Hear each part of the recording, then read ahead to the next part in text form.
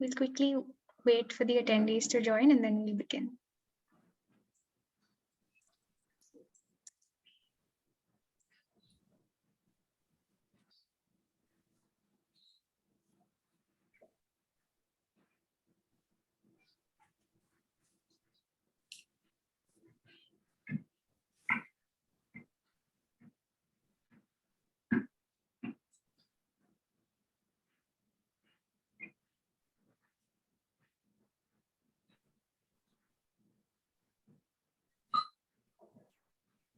Anant, maybe we can start.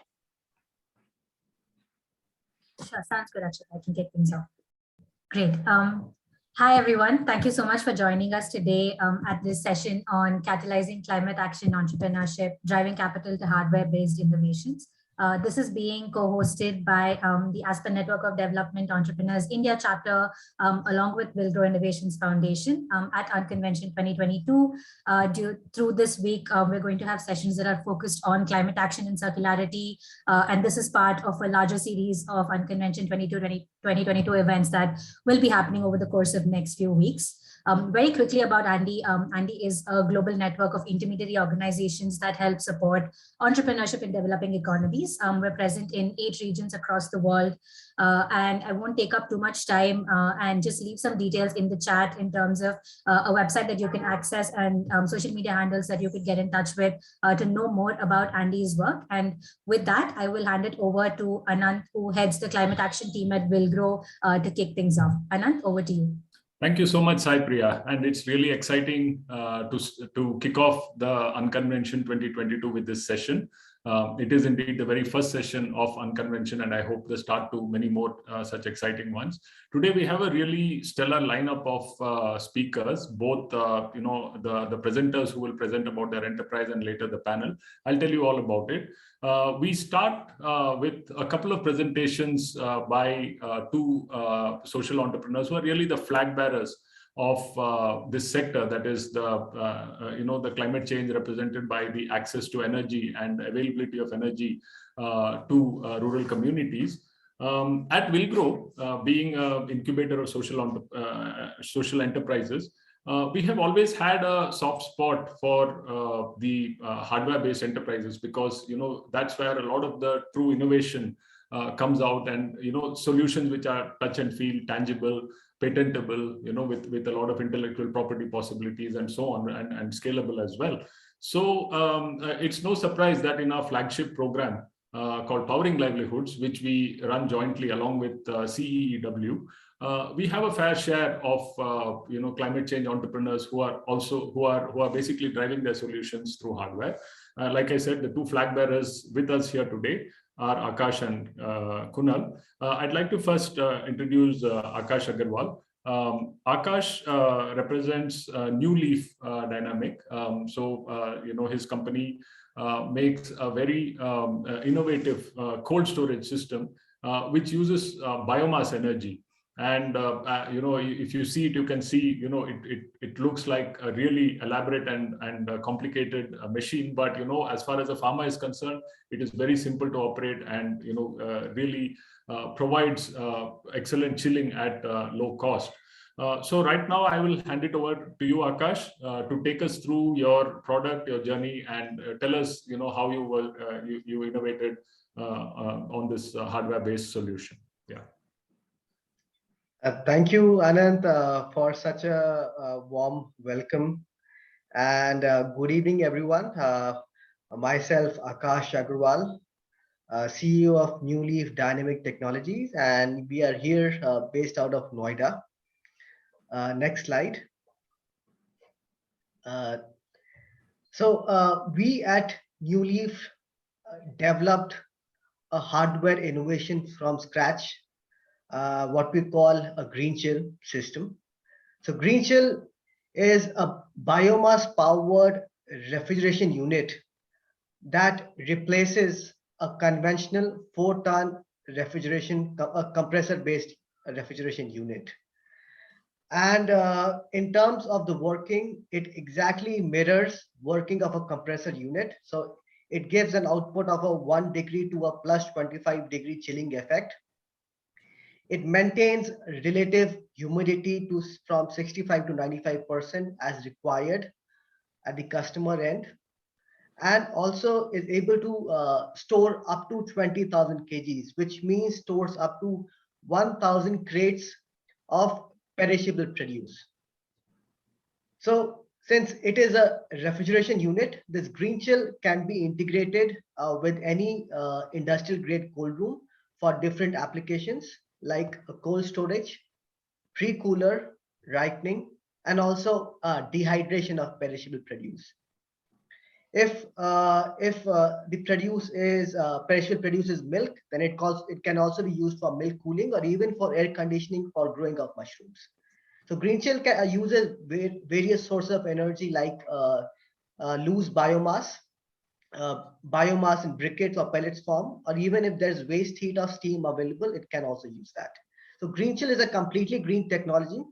Because it uses ammonia as a refrigerant, which has 0 ODP and 0 GWP, and using biomass, it's a completely renewable energy source. Next slide. So till date, we have a footprint of 65 installations across 9 states.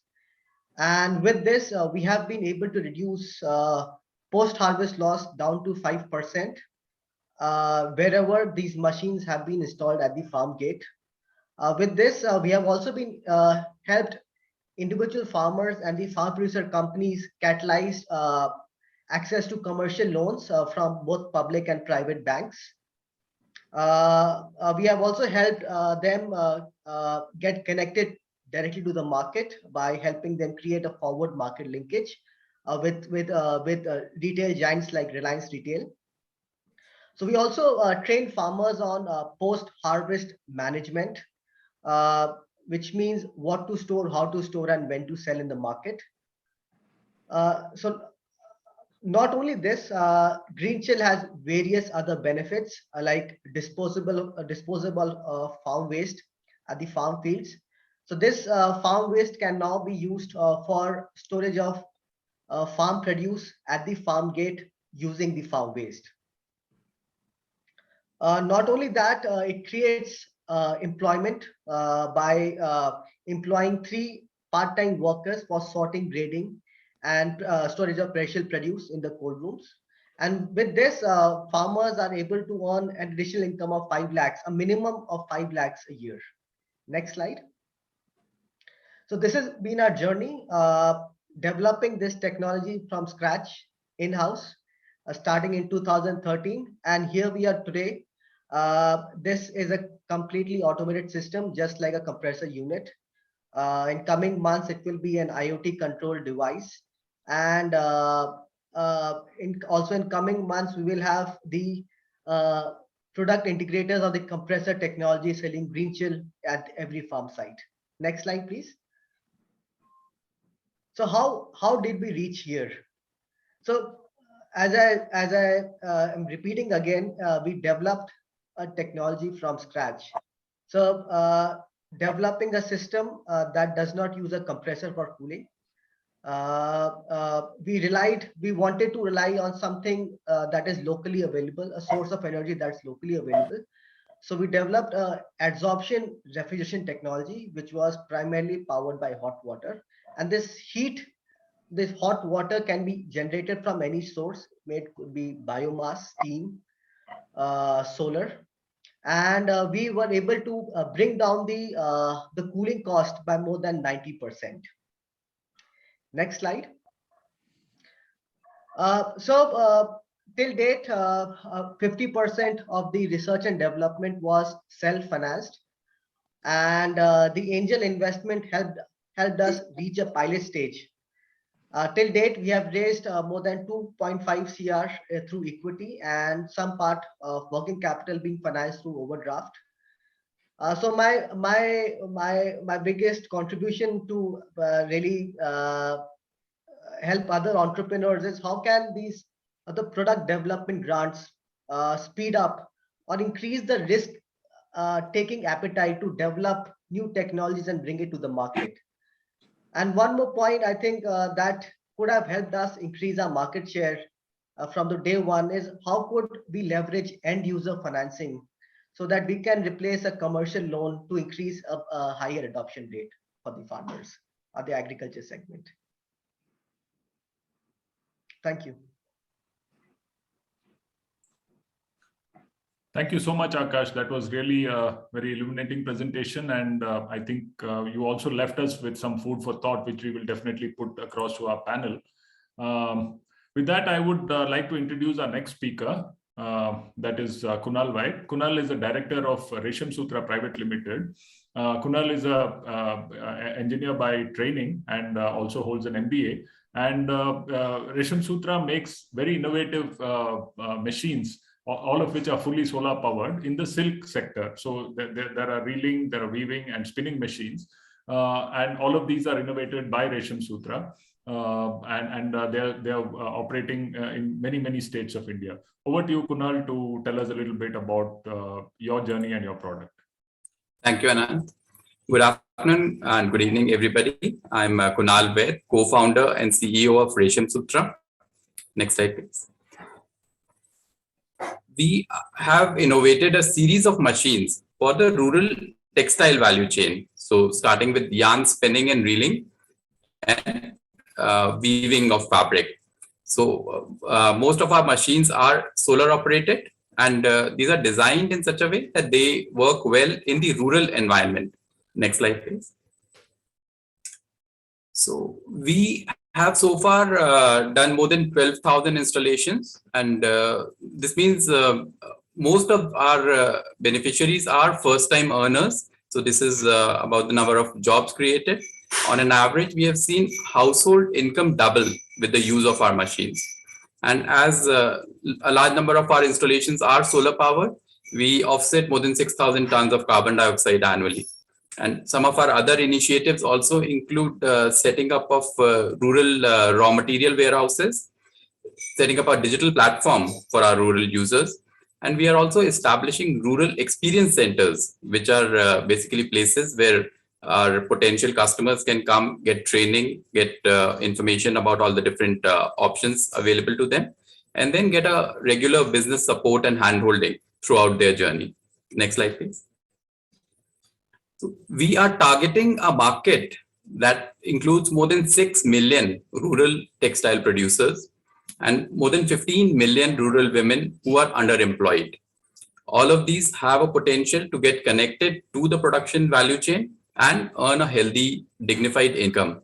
We see our addressable market of about 500,000 units in the near term. Next slide, please. So far, apart from selling the machines and installing these machines, we have also set up a rural farm to fabric value chain. More than 100 acres of plantations have been developed by us. We follow a service model in which we train rural people to offer service to our customers. In this way, we are able to give faster service and we create more jobs for these people. We have impacted over 40,000 people, including both direct and indirect. And like I said, the average family income doubles with the use of our machines. Next slide, please. We are operating in 14 states. Most of it is in the central, eastern and northeastern part of the country. We are working with various on-field, on-ground partners. These are NGOs, self-help groups, government entities, and different private entrepreneurs. And we are now expanding towards west and southern geographies of the country. Next slide, please. So our business model, it starts with our rural experience center, where the rural customers are provided information and support to procure the equipment. Then we create forward and backward linkages for the producers in both providing them the quality raw material and in connecting them to the market. We provide them training for operating the machines. And we have a digital marketplace in place now where all our customers are able to sell their products. Next slide, please. So how did our journey start? It started with the idea that it is possible to have more efficient machines that can serve the rural customers. And when we started to do this, we realized that rather than just adding solar power to existing bulky equipment, what is really needed is products that are designed with the rural users in mind. So we created machines that are compact, that are actually taken as household appliances rather than industrial gadgets, because most of our users put these machines in their living rooms and they continue to do other activities along with their production activities. So the machines should fit well, they should be safe, and they should fit in with their existing lifestyle. Then we worked a lot on increasing the efficiency, because we wanted our machines to work well in low electricity and no electricity environment. Our machines are more than 90% more efficient than any other existing solution. And then we have to make sure that the finished product is as per the demand of the market. Next slide, please. So the challenges that we have faced in our financing, we have raised debt capital mostly. We have not really got any equity financing so far. So what we see is that when we talk to any of the equity investors, there is a little bit of gap of expectation in the speed of scale up, because in case of a hardware product, there is a longer gestation period, starting from the product development, the manufacturing setup, distribution, all the other activities that come with a hardware product. So we are not really able to scale up things at the same pace as what a pure tech product would happen. And another area that is very critical for us, where we have been trying to find a good solution, is end user financing. But then in most of our conversations with the financing agencies, it turns towards financing our company rather than financing the distributed end users. And then there are very stringent requirements of guarantees and managing the collection process. So which actually puts us in the position of the financing agency doing more than half of the job that we expect the financing agency to do. And then another thing that's of great value for us is finding ways to get working capital financing for our customers. So these are the problems that I'd like to have a solution for. Thank you. Thank you so much, Kunal. That was really good. And again, you have really set the tone for the discussion to come. Now, with very great pleasure, I'd like to introduce the panel, which will be taking some of these ideas forward. Of course, you've already met Kunal, and he will continue on the panel. We also have Karthik Chandrasekhar, CEO of Sangam Ventures. Karthik has been active in the VC space for several years now. He started Sangam to find a new model to provide early stage support. And I think, you heard from these hardware entrepreneurs how much support they needed at the early stage. So Karthik would be the right person to tell us how best to do that. And he also serves on the investment committee of several other climate-based funding organizations. Welcome, Karthik, and we're very happy to have you on this program, on this panel. Apart from Karthik, we have Ragini Bajaj Chaudhary, who's the Director Investments at Caspian Debt. She's a finance professional with more than 20 years of experience in microfinance, impact investment, and development. And she has been responsible for developing various innovative financing processes in the impact sector. I think we really need more of those innovations, Ragini, to help entrepreneurs like Akash and Kunal, and I'm sure you will talk about it. We're very, very happy to have you on this panel, and really look forward to an exciting and interesting discussion.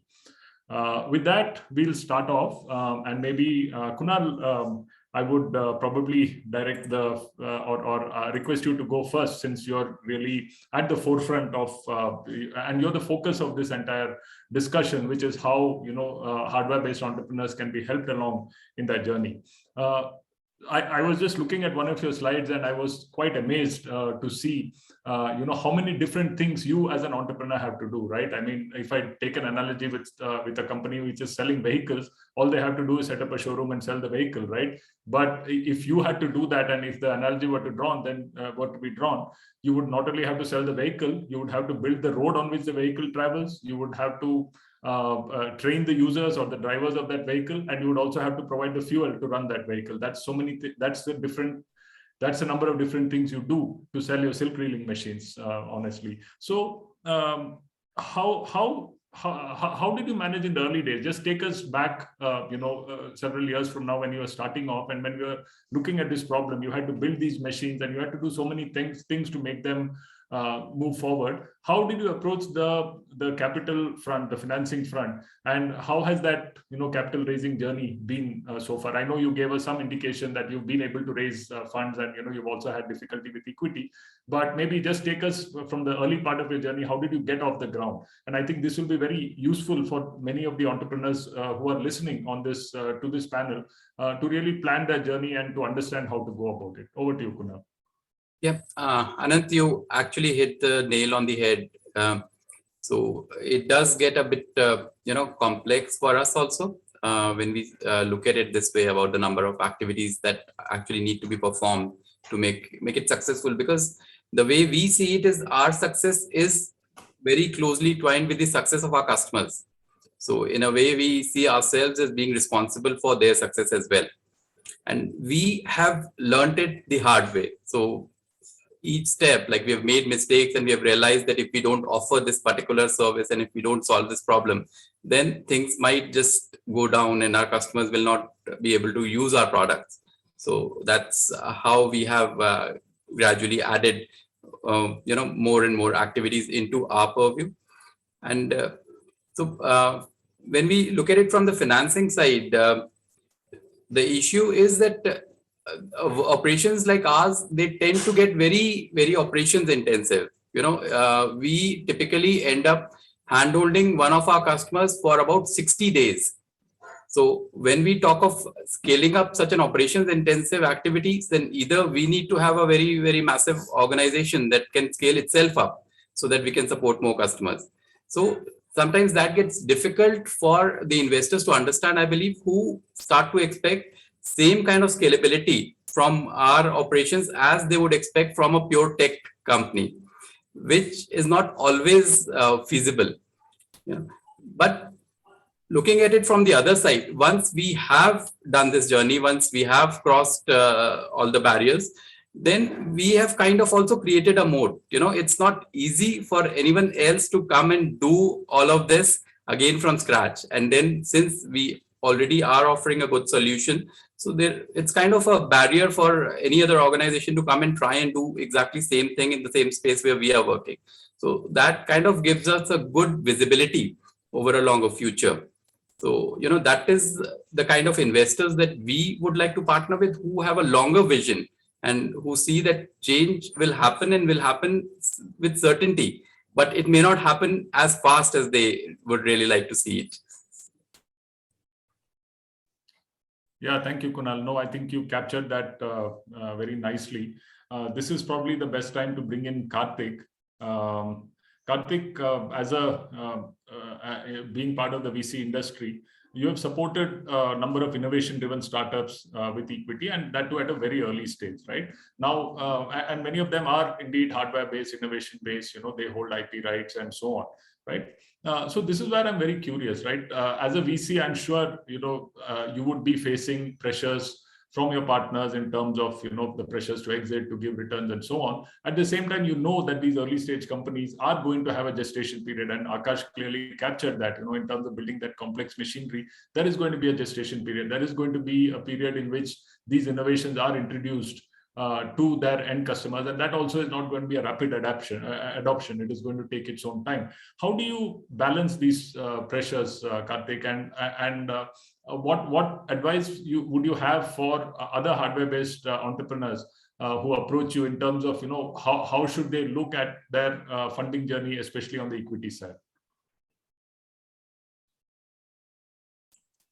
Thank you, Anant. And I think maybe there's advice for not just the entrepreneurs, but for the investors as well, right?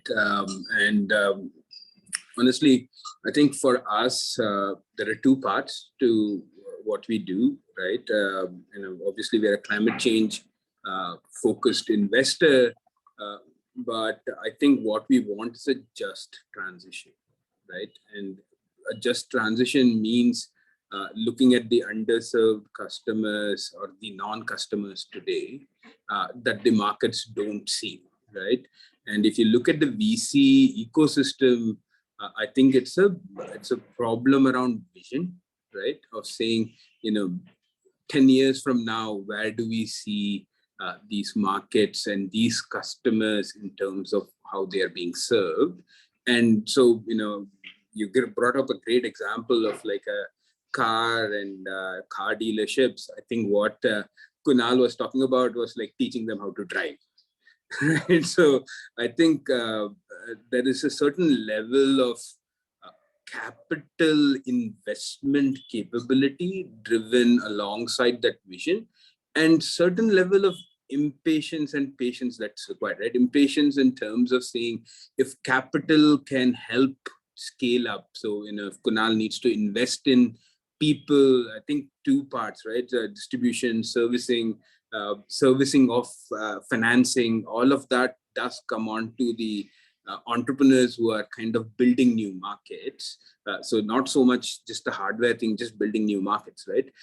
Then that needs to be funded, and that needs to be funded by us, right? And then that means we need to build a case with our investors that needs to be funded well. And so they have the opportunity to kind of go out and scale. The second bit is around this whole idea around, hardware versus non, right? Like if you look at like a lot of the ecosystem, I think we are not hardware by design. We just are hardware because that's where the underserved aspects of the market again come in, right? So if you're basically building a hardware company, the traditional VCs are not going to you because you're also going to markets where the distribution ecosystem does not exist, the service ecosystem does not exist, the financing ecosystem does not exist, right? So if you see, rural India, you've seen enough in the e-commerce part where they are doing deliveries and there are people around like going, minions doing deliveries or doing, commerce or doing logistics or doing financing, but not for new products or new customers. They are doing it for an existing kind of supply chain where they are trying to build efficiencies, right? So bringing new customers in again is part of that journey. And so for us, I think we need to kind of figure out a model where investors can again invest into building conduits for like new products for new customers. Right? That's where the just transition will come in. So I think, all the stuff that a lot of these entrepreneurs are doing, I think we need to evolve as investors to kind of be able to finance that transition to having all these customers come and be part of the overall economy and be able to participate.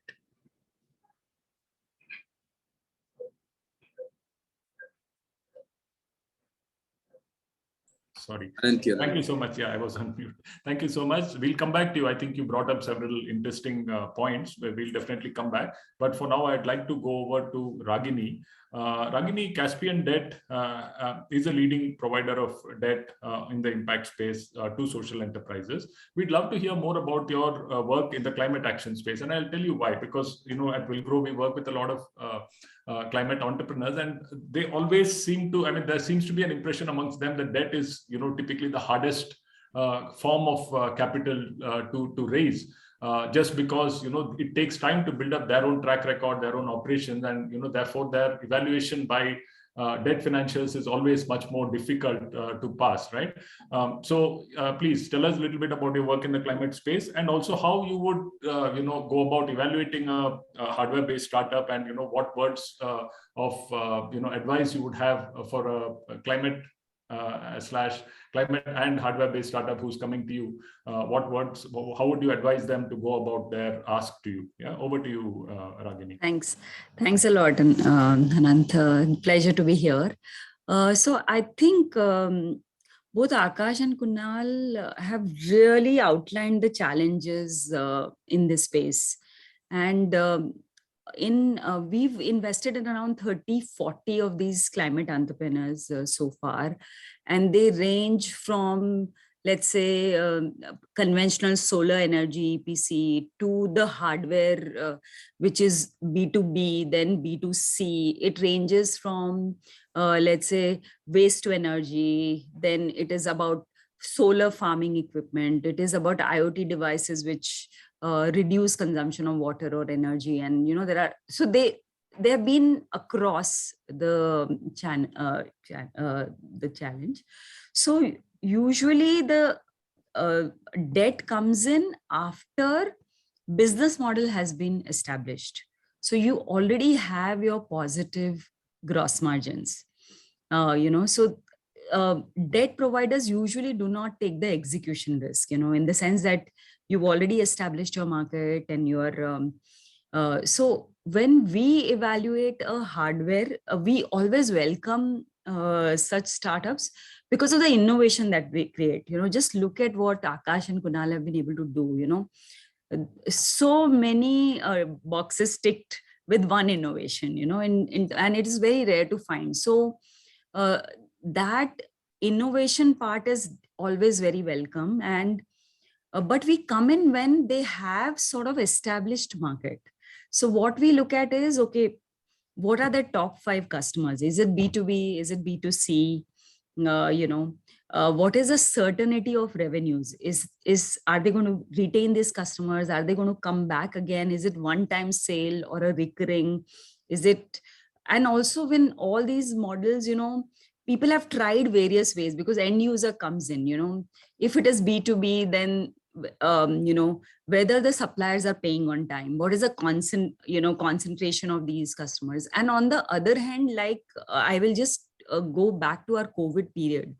So the COVID crisis hit other sectors in March, but the climate entrepreneurs had started experiencing it in December and January, as soon as, because all the solar supplies started drying down. We saw a repayment stress in early months of December. So now for us, even evaluating their supply chain for their hardware production is very critical. Where are the panels coming from? How cool is it? Because, you may have all the orders, but if you can't fulfill, then that is it. And again, who are you supplying to? If most of your customers are government, then we will shy away from that, because we have learned hard way that government receivables, though certain, could take anywhere between 365 days to, and by then it is very difficult to service, your cycle, working capital cycle becomes very large. Okay. And another thing that we see, Kunal and Akash talked about the gestation period. Like Akash started in 2013 and a viable product he could sell around 2018, so that's a long time to, and the similar cycle comes in when you are into B2B sales. So what is that time from, that product to the market, and when the customer actually agrees to buy it, and then when they actually pay for it. So that all sorts of add to the working capital cycle. So we look at all these very, very carefully in terms of, the certainty of revenue, diversity of revenue, how the users themselves are going to pay for this, whether, that kind of thing, and your supply chain, in terms of manufacturing, all that. And of course, governance, strong governance is a given, how you are registered as a private company. If you have good people on your board, you have the technical advice coming in, you have your IPs in place and things like that. So all these are added lens. How strong is your second line? Whether all the technology and knowledge rests with just 2 people in the organization, or is it distributed, and the support that you have of investors. And I think that's where Kunal's point really hits us hard, that many good companies like Reshamsutra will get out of our radar because they don't have equity capital to help them with the initial scale, because, debt is not supposed to do the product development and bring a minimum viable product, or debt comes in when you already have sales and things like that. So I think from our COVID experience, we have seen that these companies were very resilient because they had innovative products, but they had problem in delivering when they had orders. And secondly, they had problems in collecting because, this sort of went below the radar for many of the institutions. So, and I'll tell more about what we do in this phase in the next round. I'll stop here. Thank you so much, Ragini. And I think for Kunal, Akash, and all the other innovators out there who are listening, sure, there are problems in raising debt, but I think Ragini nicely captured some of that from a financial viewpoint. So, I think a lot of these things, if you know them beforehand, you can actually prepare. For example, government dependency. Right now, this is a common theme we hear both among equity and debt investors. So, the idea is to de-risk yourself. If you're planning to go for a fundraise, either equity or debt, idea is to de-risk yourself by having a good mix of customers and projects that you're working on, not just heavy government dependency. Similarly, supply chain risk. I think this is a very, very real risk, and especially has been accentuated in the COVID time.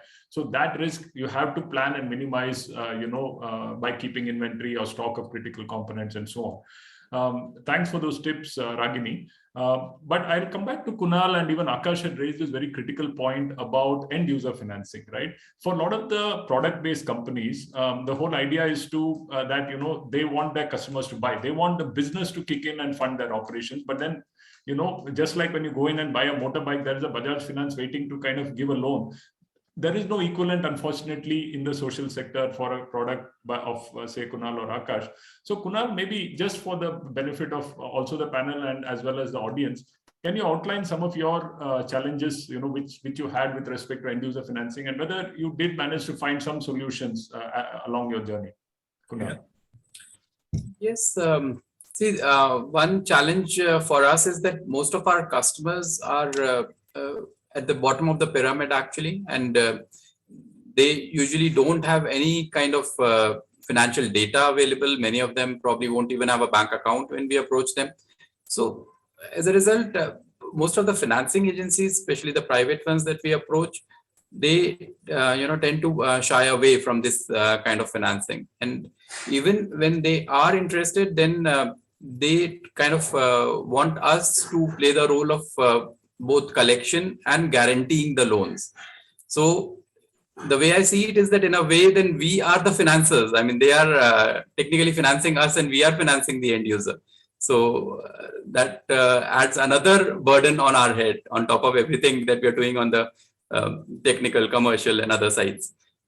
And so where we have had some success is mostly with the nationalized banks. If they have some kind of schemes running, then it's sometimes possible to find end user financing.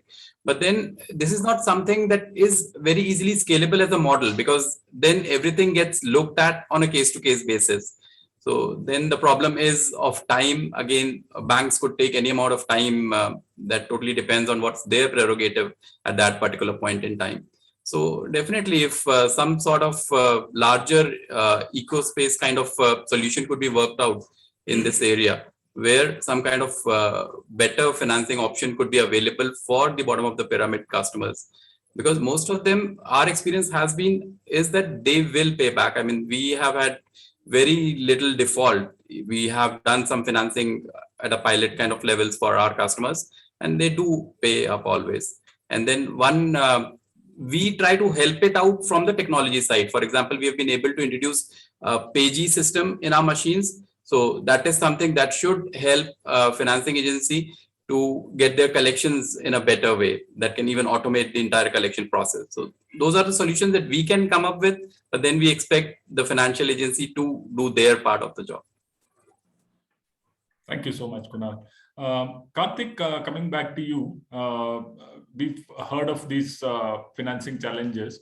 And we also know that entrepreneurs like Kunal, Akash, and many others, they are making a huge dent on the problem of climate change. They are basically, climate warriors in their own right. Now, we often talk about green financing and, how green financing can make a, impact on these kind of climate innovations. What's your take on that, Karthik? I mean, firstly, maybe just for the benefit of audience, you can kind of give your take on what green financing exactly is, and maybe a little bit of insights into how it could come to help entrepreneurs like Kunal and Akash. Karthik? Sure. So I think if you're looking at green financing, there's a multitude of options. Obviously, financiers come up with so many products today. But I think the two key ones are, one is basically what is green finance, typically in terms of green bonds. The end use is for climate mitigation solutions, ideally renewable energy solutions, right? So basically, it's just financing earmarked with an expectation of the end use.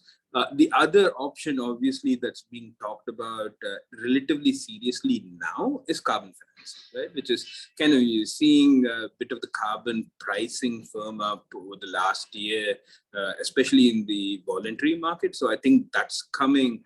But the other bit that seems to be also working out is basically the level of digitization that's happening in the overall ecosystem to be able to track that carbon, right? And so I think in the next year or two, we will see a lot of startup center, which is very traditional in the VC space, which is driven more by software and by not having anything physical on the ground, being able to kind of facilitate green financing. I think even solutions like Kunal talked about, like Pay As You Go, where there is some level of accountability on the usage of solutions, as well as kind of the payments, can allow for also some level of green financing to be kind of provided for subsidizing, if possible, the customers, right? But at the end of the day, I think the biggest part of the conundrum that everybody needs to figure out is the customer financing, right? So is there a way for the consumers to be financed? So there are two problems, right? So Ragini kind of hit the nail on the head on the whole supply chain aspect of things, because a lot of the hardware startups we work with have like a 30-60 day kind of working capital cycle around fulfillments, and then there is like massive levels of supply chain volatility, right? Like there's one coming now towards the end of March with all the solar pricing changes, and everybody kind of stocking up for the year on the uncertainty, right? So you're going to see some level of working capital financing requirement on the startups themselves, which might have to come from some of these green financing kind of ecosystems.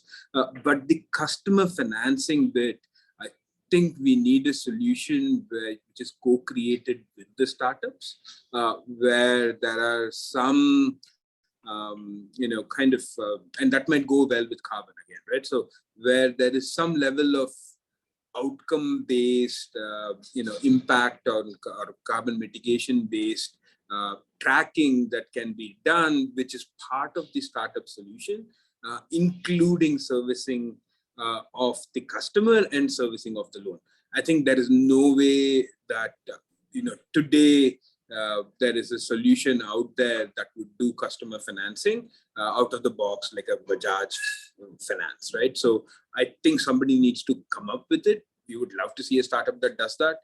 But I think given, the drivers around profitability. So, one of the other things to think about, right? Like hardware companies are perfectly comfortable doing these, 10%, 20%, 25% margins with like stuff to be given off to distribution and everything else. Software companies want like 80% margins, right? So that problem then means that the cost to the customer becomes very high, right? Fintech, MFIs, all of them, the problem is always the cost to the customer is very high. So what you need is the solution to basically be kind of on a cost basis or a very basic basis where it's optimized so that the customer gets the service at the lowest possible value And that needs to come from the impact space. And that might be co-created by a lot of these entrepreneurs.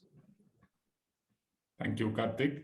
I'll go now to Ragini, and Ragini, I'd like you to comment on two aspects quickly. One is on what Kunal raised and Karthik also alluded to, which is the end user financing.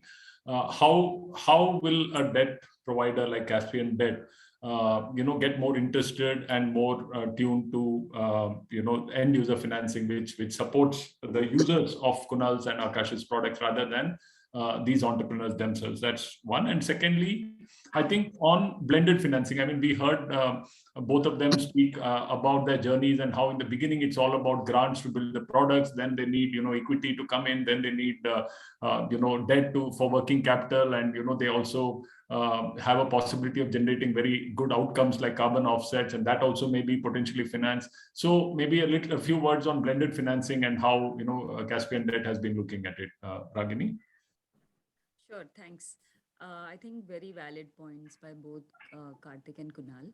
So on end user financing, I want to pick up MFIs and their experience with it, So they started doing a lot of these retail solar products like a solar lamp or a smokeless chula or, some of those things.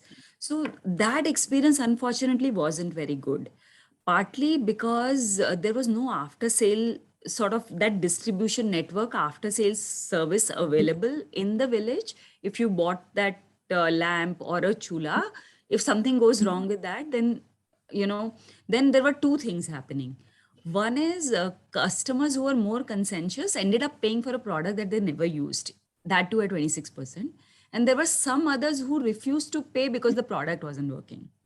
So in the end, both MFI and the clients lost in a way. So MFI, though I feel have the highest reach in both rural and urban ecosystem. And if there is a way to co-create something, because that's where an agency like Kunal or Akash has come, who have the technical ability to, Kunal also spoke about the, village level entrepreneurs who are actually providing that self-service. If that can really work, because microfinance institutions are all over. They are in more than 600 districts in India. They're all over. If the tie-up can work out.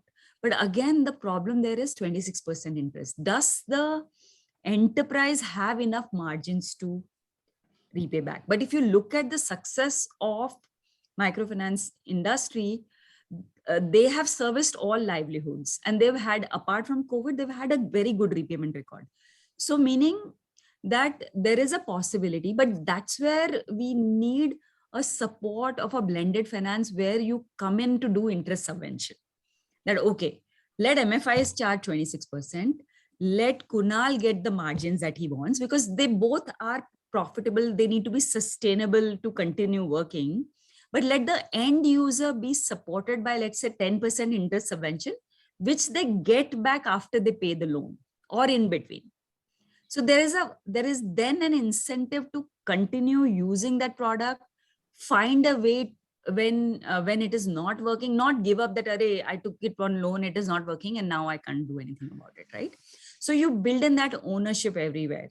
So I think there are a lot of last mile providers there in terms of banking correspondents, microfinance institutions, and the entrepreneurs and their ground level reach.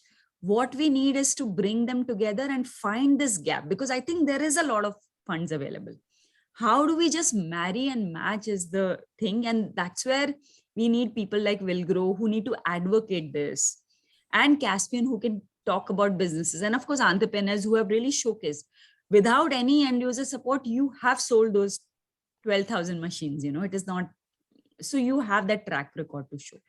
So I think the need for blended finance is that we cannot wait for this 12,000 to become 24,000 for another 6 years till people wake up and realize that solar is a good thing. That's why we need incentives like this to work. And also remember, we are creating a public good here also, in the sense of improved air quality and, not having those diesel emissions. So why should a private companies like you all or people pay for that public good of clean air? So there is definitely a case for blended finance. It can come where in a result-based manner, so that pure grant we know hasn't worked very well. Commercial funding doesn't take you long enough because it's not working out. It's very little first, it is too costly, it's not. So if we can work out a result-based financing, which sort of helps the user as well as the companies, then I think we put it all together. So at Caspian, what we are trying to do is, one, remove the silos around climate. So we feel that agriculture has as much to contribute towards climate change as solar energy EPC companies. So how is it that we remove those silos? And like what Kunal has done or Akash has done, they've gotten into logistics, storing, they've gotten in production, they've gotten solar energy, which is very different from EPC. Everywhere when you talk about solar energy, it is about EPC, but look at the innovative ways that they have used. So if we break down the silos, we bring the users of the technology and manufacturer on the same platform and try to crowd in some blended capital for that, and we of course match make, we do the financing, but we also find some grant capital which is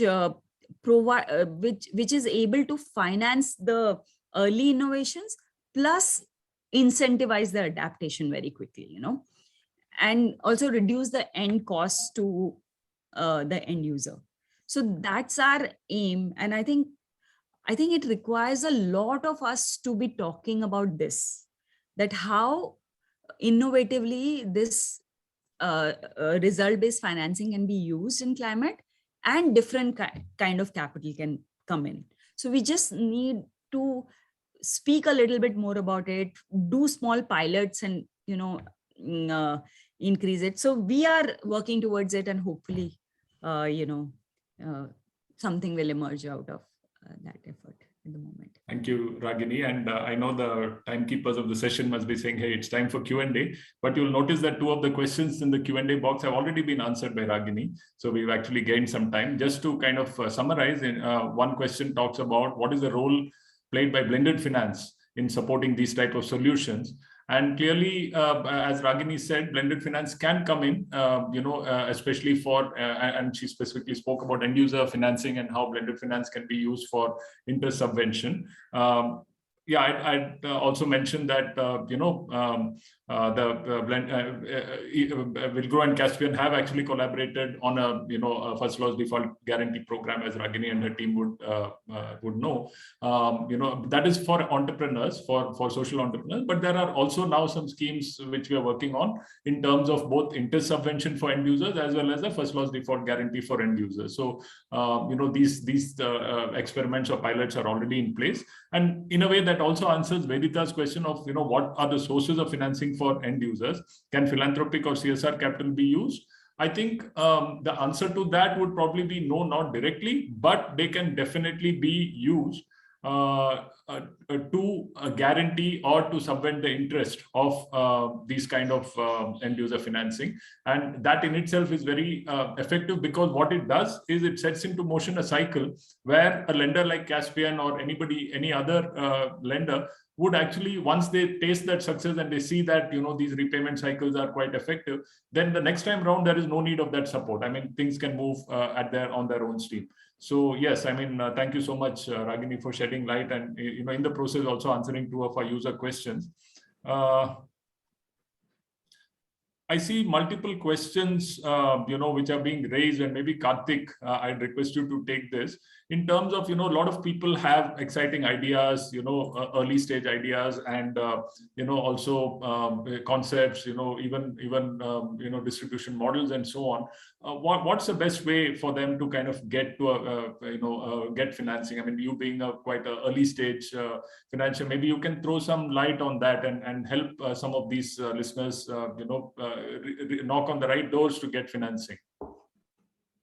Sure. I think one of the things I would say in terms of, I'll give some do's and don'ts, right? So one, in terms of, especially when you're doing hardware, when you're doing early stage innovation, don't get too much in a hurry to show that you have revenue, right? If you're doing like some sales sometimes, and you have some customers you're talking to, and you're piloting, you're trying things out, you haven't gotten that product market fit, you haven't gotten that month-on-month revenue, or like, a certain level of traction that you're building, talk more about potential, don't talk about revenues, right? Because a lot of times investors will get excited about your idea and give you capital. But if you say, hey, I have revenues, and then they jump in and start looking, and then they kind of go, oh, this looks like a little early, then they're kind of a bit troubled, right? And so when you define that you have revenues, then you better get onto that bandwagon of saying you want to kind of grow your revenues month on month, quarter on quarter, and build it, right? Because the biggest fear, especially in the impact space, is, are you basically an SME or are you a startup, right? And if you're a startup, then you need to be scaling, and there's big market and a big demand that needs to be figured out in terms of a push and a pull, right? And so whatever you can do in terms of a concentrated model, which shows your ability to service that market, that will really get you the investors that you want.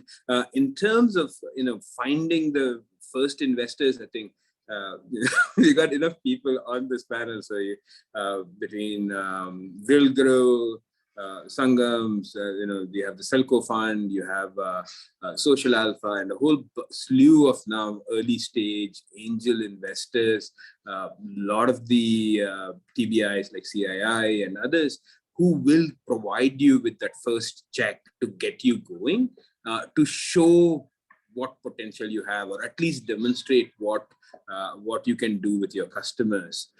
Maybe there's a need for us to put that list together, but I think that's a fairly easy list to get to if you basically kind of come in and join the overall network events, or work with any of the incubators or accelerators out there, to kind of build that network, right? I think the more you speak to others, you will find the right investor for you. But I think today in India, getting that early check is relatively easy. Right. Okay, I see more questions, but unfortunately, I think we are out of time. So what I will do now, with the sincere note of thanks to the presenters and panelists today, for making this such a lively and informative session. I'm sure everybody who was here has benefited from it. Please, do feel free to reach out to Villgro, and if possible, we will then, if your questions haven't been answered, and we will try to make sure that we contact the panelists and get the answers for you. May I request Sai Priya to kind of say a few closing words, and then we can end this session. Sai Priya, over to you. Sure. Thanks. And I'm just trying to get my video on. 1 second. Perfect. I think echoing Anand's thanks to all the panelists for taking the time to speak to us today. I think definitely some strides are being made in supporting these hardware-based innovations.